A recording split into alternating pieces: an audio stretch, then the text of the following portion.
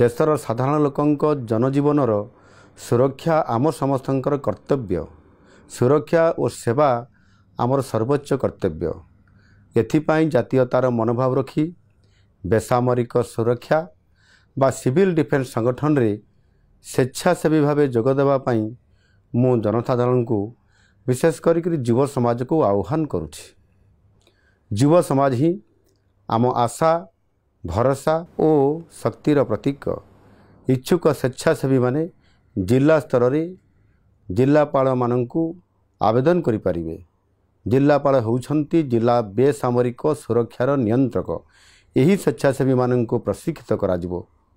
आवश्यक हेले सेवा और जातीयतार मनोभाव रखी सेमाने जनसाधारण को सेवा जोगाई देबे।